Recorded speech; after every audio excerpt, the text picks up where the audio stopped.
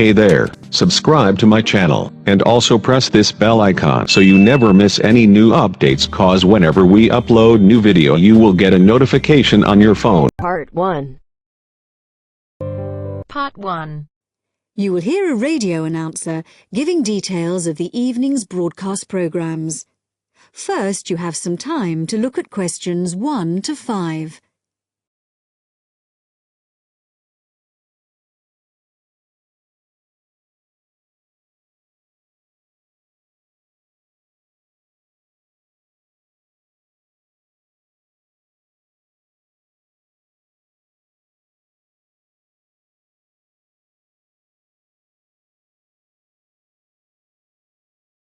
Now listen carefully and answer questions 1 to 5. The time is 6:55 on Thursday, October the 15th. And now here is a brief review of this evening's programmes on Radio 6. Starting in just a few minutes, at 7 o'clock, we have the first programme in our new series, Animal Talk, a documentary with Laura Martins and Jeff Burns.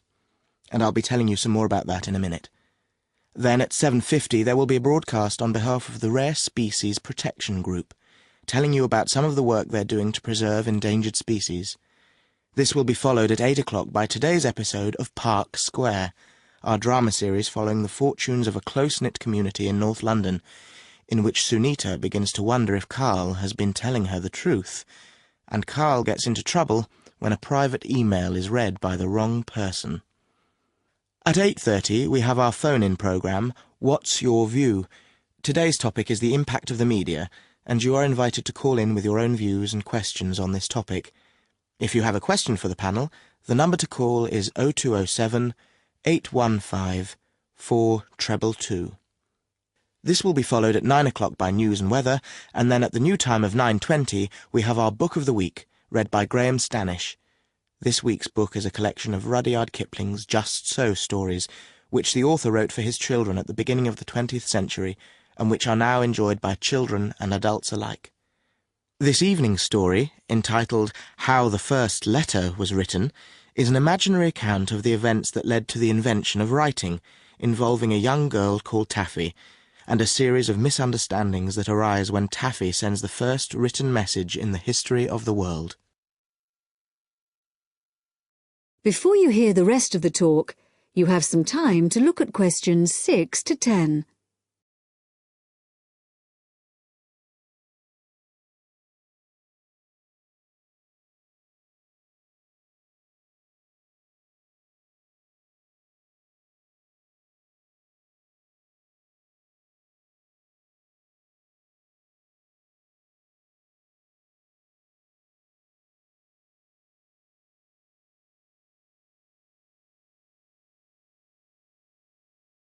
Now listen and answer questions 6 to 10.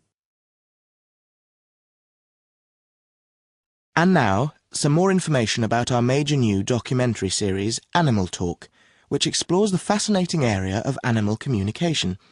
Tonight's programme compares the communication systems used by two of the world's largest creatures, the killer whale and the elephant. Although these might seem like very different creatures, in fact there are a lot of similarities between them. They're both mammals, they both live in groups, and the social bonds they form are extremely strong. For example, when a new elephant is born, the others in the group will all gather round to greet it. They also live for a long time, like humans, and their brains are very large, which means that there may be room for something in there that allows them to process some type of language. In the programme, Laura Martins, who has spent many years studying the communication systems of whales, describes how although whales do have very good sight, like humans they mostly use sound to communicate. In the case of whales, this is because this travels well in water, where visibility may be limited. In the programme, you'll hear underwater recordings of the whale calls, but what we don't know yet is whether the whales are talking to one another, or whether the sounds are just to allow them to identify one another. Also speaking on the programme is Dr. Jeff Burns, who has made a special study of elephant communication. Elephants use all their senses to communicate, but as Dr. Jeff Burns explains, One way we are only just beginning to find out about is what has been referred to as silent singing. Sounds produced by elephants which are too low for humans to hear, but can be heard by other elephants. And did you know that another way in which elephants can hear is with their feet? So, when one elephant stamps on the ground, maybe to warn about danger, the sound travels through the ground, and another elephant up to 30 kilometers away may pick it up. To find out more about exactly how they do this, stay tuned to Radio 6 for Animal Talk. That is the end of part 1. You now have half a minute to check your answers.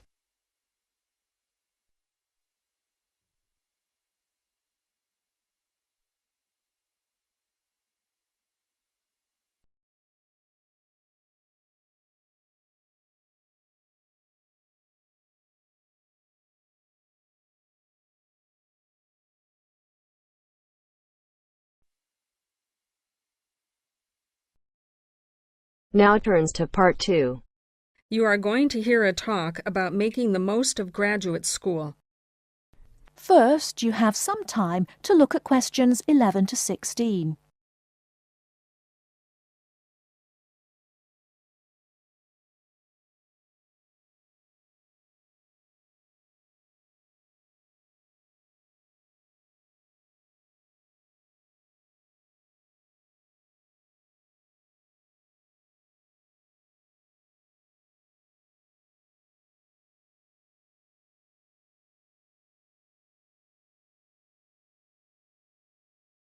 Now, listen carefully and answer questions 11 to 16. Entrance to the graduate school. My job now is to give you the graduate school survival guide and make some concise suggestions for getting the most out of your relationship with our research supervisor, getting the most out of what you read, and making continual progress with your research. First, your relationship with your supervisor. This is fundamental. Meet regularly. You should expect to meet once a week or at least every other week because this will give you the motivation to make progress and also keeps your advisor aware of your work. Prepare for your meetings. Come to each meeting. Also, bring the notes from your previous meeting together with a list of any upcoming deadlines. Make a plan for what you hope to get out of each meeting. After the meeting, email your supervisor a brief summary. Include a list of major topics discussed, a list of what you agreed on, a note of any advice you may not want to follow, and a new summary of what you are planning to do. This helps avoid misunderstandings and provides a handy record of the progress of your research. Add a to-do list for yourself and your supervisor, including a reading list. Finally, add the time and date for the next meeting. My second main piece of advice is to keep your supervisor informed. Show him or her the results of your work as soon as possible. This helps your supervisor understand your research and identify any potential points of conflict early in the process. Include summaries of your work, including any results of experiments, and also anything you write about your research. Thirdly, communicate clearly. If you disagree with your advisor, state your objections and concerns clearly and calmly. If you feel that something about your relationship is not working, discuss it with him or her. Whenever possible, suggest steps that they could take to address your concerns. Under this heading, it is extremely important to take the initiative. You do not need to clear everything you do in your research with your advisor. He or she is busy too. You must be responsible for your own ideas and the progress of your work. Before you hear the rest of the talk, you have some time to look at questions 17 to 20.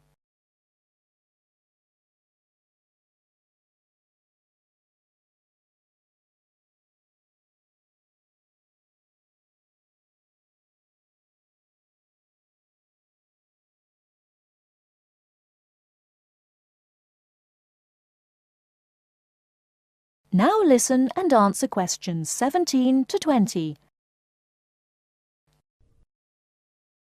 The second section of my talk is about getting the most out of what you read. The first principle here is to be organized. Keep an electronic bibliography with notes and pointers to the paper files. Keep and file all the papers you have read. Point 2. Be efficient. Only read what you need to. Start by reading only the conclusion, scanning figures and tables, and looking at their references. Read the other sections only if the paper seems relevant or you think it might help you get a different perspective. Skip the sections you think you already understand. These are often the background and motivation sections. It's of critical importance to take good notes on every paper you find worth reading. Note especially what problem the author is trying to solve, what approach they take to the problem, and how their approach differs from other approaches. Next, summarize what you have read on each topic. After you have read several papers on the same topic, note the key problems, the various formulations of the problem under consideration, the relationship between the various approaches and the alternative approaches you come across. Let me add one point you might not have already thought of. Read PhD theses. Even though they are long, they can be very helpful for quickly learning about what has been done in your field of interest. Focus particularly on the background sections and method sections. Don't forget to read your advisor's thesis. This will give you an idea of what he or she expects from you. The third section of my talk is about making continual progress with your research. Keep a journal of your ideas. Write down every issue you are thinking about, even if you think it is stupid. This will help you keep track of your progress and keep you from going round in circles. That is the end of part 2. You now have half a minute to check your answers.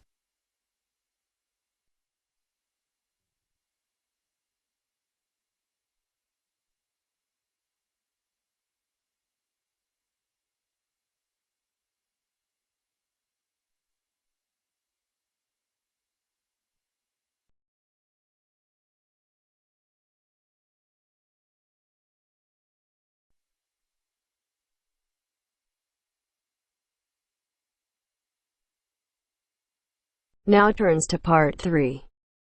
Part 3. You will hear a woman called Phoebe, who is training to be a teacher, talking to her tutor called Tony about research she has done in a school. First, you have some time to look at questions 21 to 25.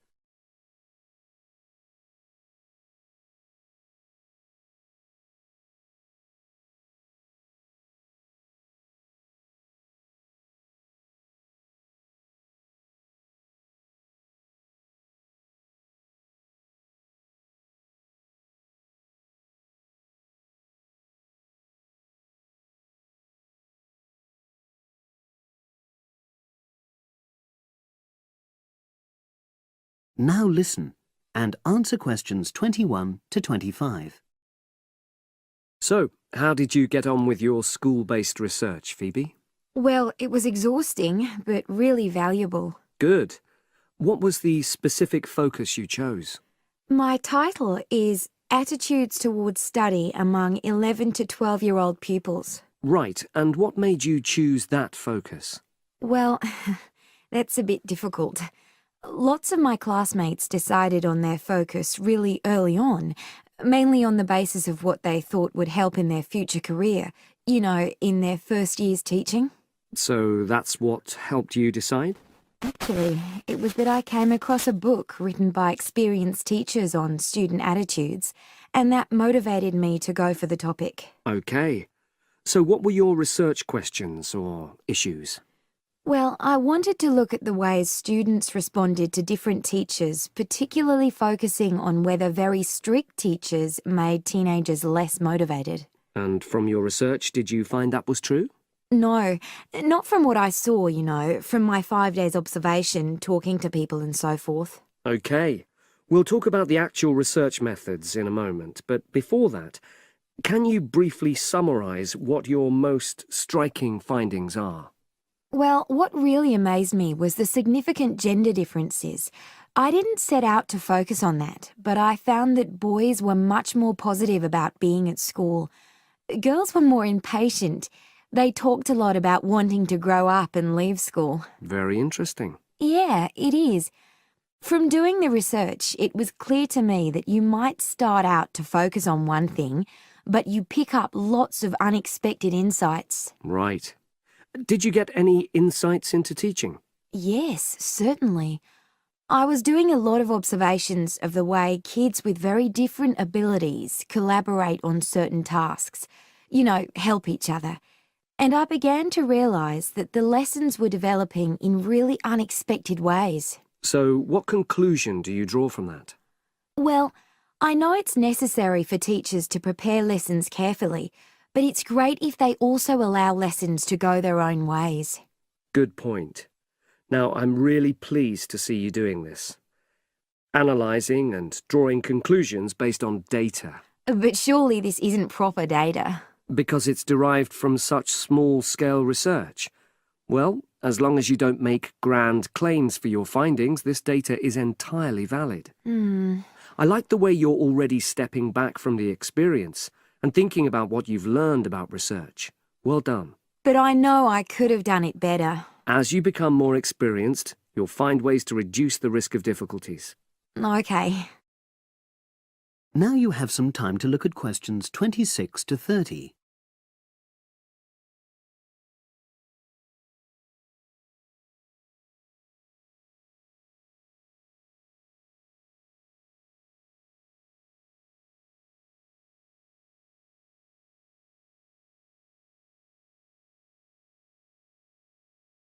Now listen and answer questions 26 to 30.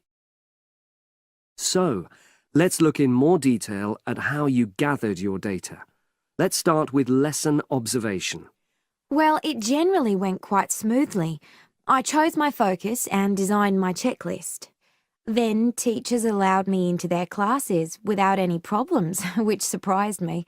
It was afterwards that the grueling work started. Yeah, it's very time-consuming, isn't it? Making sense of analysing your observation notes. Absolutely. Much more so than interview data, for example. That was relatively easy to process, though I wanted to make sure I used a high-quality recorder to make transcription easier. And I had to wait until one became available. Right. And did you interview some kids as well? In the end, yes. I talked to 10, and they were great. I'd imagined I'd be bored listening to them, but... So it was easy to concentrate? Sure. One of the teachers was a bit worried about the ethics, whether it was right to interview young pupils, and it took a while for him to agree to let me talk to 3 of the kids in his class, but he relented in the end. Good. What other methods did you use? I experimented with questionnaires, but I really regret that now. I decided to share the work with another student, but we had such different agendas it ended up taking twice as long. That's a shame. It might be worth you reflecting on ways you might improve on that for future projects. You're right, yeah. OK. And the other thing I did was stills photography. I didn't take as many pictures as I'd hoped to. Lack of time? It's pretty easy just snapping away, but I wanted each snap to have a purpose, that would contribute to my research aims, and I found that difficult. Well, that's understandable, but remember...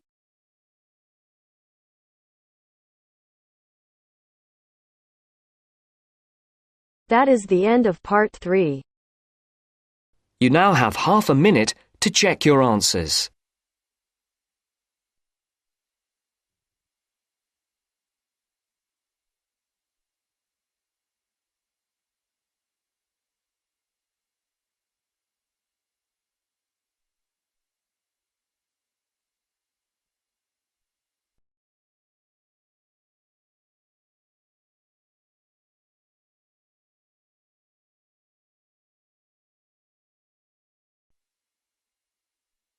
Now turns to Part 4. Part 4. You will hear an environmental studies student giving a presentation about his project on saving an endangered species of plant. Now you have some time to look at questions 31 to 40.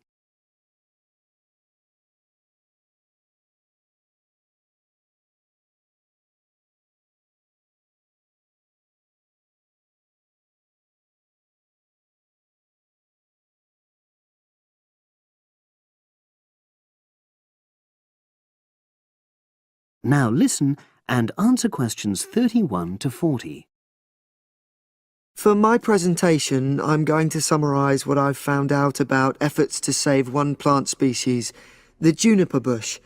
It once flourished in Britain and throughout the world's temperate zones, but over the last few decades has declined considerably.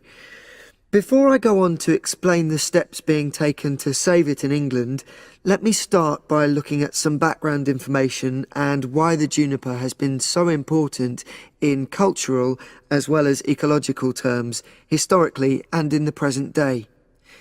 Firstly, I want to emphasise the fact that juniper is a very ancient plant. It has been discovered that it was actually amongst the first species of plants to establish itself in Britain in the period following the most recent Ice Age. And, as I say, it has a much valued place in British culture. It was used widely as a fuel during the Middle Ages because when burnt, the smoke given off is all but invisible, and so any illicit activities involving fire could go on without being detected. For example, cooking game hunted illegally. It also has valuable medicinal properties. Particularly during large epidemics, oils were extracted from the juniper wood and sprayed in the air to try to prevent the spread of infection in hospital wards. And these days, perhaps its most well-known use is in cuisine, cooking, where its berries are a much valued ingredient, used to flavour a variety of meat dishes and also drinks. Turning now to ecological issues, juniper bushes play an important role in supporting other living things. If juniper bushes are wiped out, this would radically affect many different insect and also fungus species. We simply cannot afford to let this species die out.